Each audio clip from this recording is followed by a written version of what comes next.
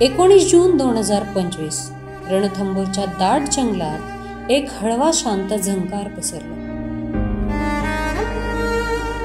पक्षी थांबले, वाऱ्याने सुगंधित गवत दडपले आणि झाडांनीही आपले डोलवणे थांबवले. कारण त्या दिवशी रणथंबोरने केवळ एक वाघीण गमावली नाही, तर तिच्या शौर्याचा आणि मायेचा एक अविस्मरणीय अध्याय संपला. अरोहॅडची कहाणीच संपली. ती वाघीण नव्हती, ती होती रणथंबोरची धडपडती आत्मा, मछलीची नात, कृष्णाची लेक आणि रणथंबोरच्या झोन 3 ची निर्विवाद राणी.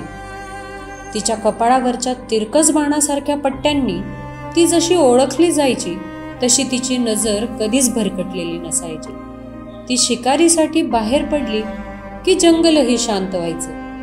ती एक आई होती, पराक्रमी, कणखर आणि प्रेमळ. तिने 2018, 2019 आणि 2021 मध्ये 3 वेळा बछड्यांना जन्म दिला होता. हाडांचा कर्करोग आणि मेंदूतील गाठ या आजारांनी तिचं शरीर थकून टाकलं होतं. पण तिच्या आत्म्याची जाज्वल्य ज्वाला कधीच मावळली नाही. बछड्यांना शिकवणं, शिकारीला जाणं आणि त्यांचं संरक्षण करणं ती अखेरपर्यंत करत राहिली. आणि मग तिच्या अखेरच्या पर्वात जेव्हा शरीर थकत चालले होते, तेव्हा पदम तलावाजवळ तिने एका मगराला शिकार करून दाखवलं. ही होती तिची अंतिम लढाई. एक अशी शिकार जी वाघासाठी सुद्धा दुर्मिळ असते.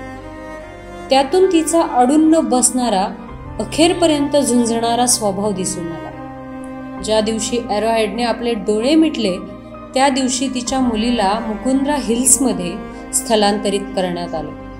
मातेचा शेवट, पण वारशाचा नवा आरंभ.